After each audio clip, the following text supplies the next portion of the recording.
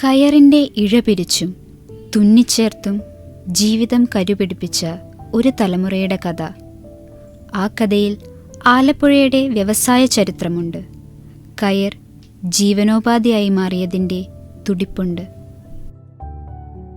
പണ്ട് തൊണ്ട് ശേഖരിച്ച് വീടുകളിൽ നിന്നൊക്കെ തേങ്ങയുടെ തൊണ്ട് ഞങ്ങൾ വാങ്ങിച്ച് ഞങ്ങളുടെ കുളത്തിലിട്ട്, കുളമുണ്ട് അല്ലെങ്കിൽ തോടുണ്ട്, തോട്ടിലിട്ട് ചീച്ച് ഇരുമ്പിൻ്റെ വടി കൊണ്ട് തല്ലി ഇങ്ങനെ ചതച്ച് ഇങ്ങനെ പിഴിഞ്ഞ് വെയിലത്തിട്ട് ഉണക്കി ഇങ്ങനെ കൈകൊണ്ട് അലിച്ചിട്ട് ഞങ്ങളത് പിരിച്ച് ചെറിയതായിട്ട് ഇങ്ങനെ മാടി അതിന് ഇത്ര രൂപ ഒരു മുടിക്ക് അങ്ങനെ അത് കൊടുത്തിട്ട് അത് കൊണ്ടുപോയിട്ട് തടുക്ക് ഇങ്ങനെ തറകളുണ്ട്, ചെറിയ ഇങ്ങനെ ആൾക്കാരിങ്ങനെ അടിച്ച് നെയ്യുന്ന തറകളുണ്ട്. ആ തറകളിൽ നെയ്ത് തടുക്ക് കൊടുത്താണ് വീട്ടിലെ കാര്യങ്ങളൊക്കെ ഞങ്ങളെല്ലാ വീടുകളിലും കഴിഞ്ഞുകൊണ്ടിരുന്നത്.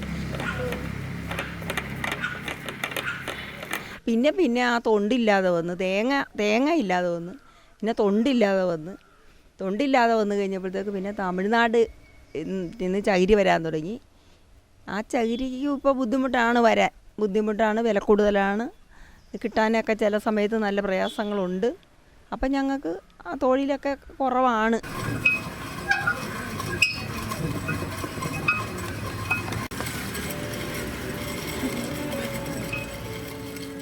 ഒരുപാട് കഷ്ടപ്പാടെന്ന് പറഞ്ഞാൽ നല്ലതായിട്ട് അധ്വാനമുണ്ട്. പക്ഷെ അതുപോലുള്ള വേതനം കിട്ടുന്നില്ല. കാരണം എന്തോ വേതനം കിട്ടാത്തത് തൊഴിലാളികൾ ഇല്ലാത്ത കൊണ്ടും തൊഴിൽ നടക്കാത്ത കൊണ്ടായിരിക്കാം. എന്തുകൊണ്ടോ വേതനം കുറേ നാളുകളായിട്ട് ഇനി കുറവാണ്. അതുകൊണ്ട് എല്ലാവരും ഇതിലേക്ക് വരാനായിട്ടൊക്കെ ബുദ്ധിമുട്ടാണ്, ഇഷ്ടക്കുറവാണ് പിള്ളേർക്കൊക്കെ.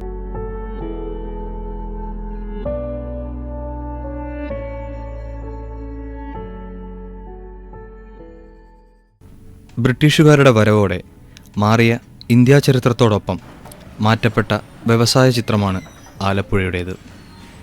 പുതിയ സംവിധാനങ്ങൾ കയറിൻ്റെ വ്യവസായവത്കരണത്തിന് തുടക്കം കുറിക്കുന്നു. ഫാക്ടറികൾ പൊന്തുന്നു. ആലപ്പുഴയുടെ വ്യവസായ ശോഭ കൂടുന്നു.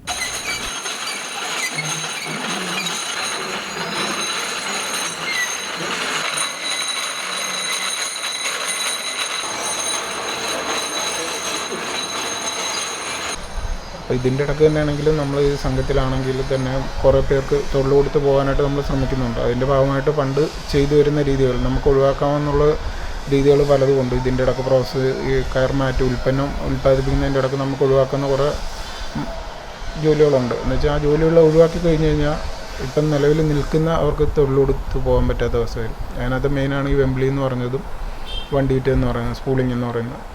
അത് ഒഴിവാക്കി കഴിഞ്ഞ് കഴിഞ്ഞാൽ സംഘത്തിന് അല്ലെങ്കിൽ ആ സ്ഥാപനത്തിന് അത്ര ലാഭം കിട്ടും. പക്ഷെ ആ ലാഭം നോക്കിയിട്ടല്ല, നമ്മൾ തൊഴിലാളികളെ നിർത്തി അവർക്ക് കൂലി കൊടുത്ത് പോകണമെന്നുള്ളൊരു രീതിയിലാണ് അത് പിന്തുടർന്ന് പോയിക്കൊണ്ടിരിക്കുന്നത്. അതിന് ഈ കയറ് മേഖലയെ ആശ്രയിച്ച് മാത്രം ജീവിക്കുന്നവർ, അവർക്ക് മറ്റ് മാർഗ്ഗങ്ങളൊന്നുമില്ല, അല്ലെങ്കിൽ മറ്റ് ജോലി ചെയ്യാനായിട്ടുള്ളൊരു ഇതില്ലാത്തൊരു ആൾക്കാരാണ്, ഒരു വിഭാഗം ആൾക്കാരാണ്. അപ്പോൾ അവർ ഇതിനെ ആശ്രയിച്ച് നിൽക്കുമ്പോൾ നമുക്ക് അവരെ ഒരിക്കലും കൈവിടാനും പറ്റില്ല. അപ്പോൾ അവർക്ക് വേണ്ടി മാത്രമാണ് നമ്മൾ ഈ ഒരു രണ്ട് മേഖല നിലനിർത്തിക്കൊണ്ട് തന്നെ നമ്മൾ ഉൽപ്പാദിപ്പിച്ച് പോകുന്നത്.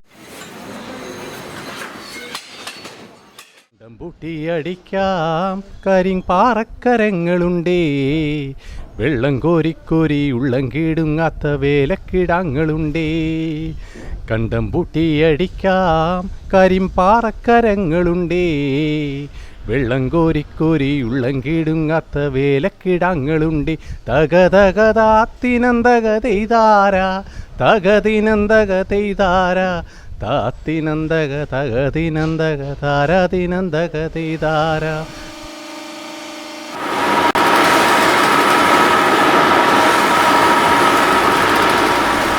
വീട്ടിൽ ഞാൻ വലുതാകുന്ന സമയത്ത് അച്ഛൻ ചെയ്യുന്നുണ്ട്. അച്ഛൻ്റെ അച്ഛൻ ഒക്കെ ഈ രംഗത്ത്, കയർ രംഗത്ത് ജോലി ചെയ്ത് പോന്നിരുന്നവരാണ്.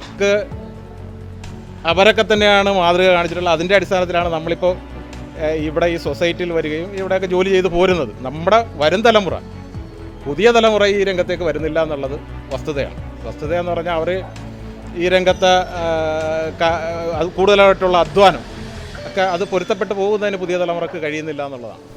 1947 ബ്രിട്ടീഷുകാർ പോയെങ്കിലും ഫാക്ടറികൾ പലതും ഈ നാട്ടിൽ അവശേഷിച്ചു. കൂടുതൽ യന്ത്രങ്ങൾ, കൂടുതൽ മനുഷ്യരെ ഫാക്ടറികളിൽ നിന്ന് പുറത്താക്കി. പുറത്തായ മനുഷ്യർക്ക് പകരം പുതിയ യന്ത്രങ്ങളും ഒരു പുതുതലമുറയും വളർന്നു വന്നു.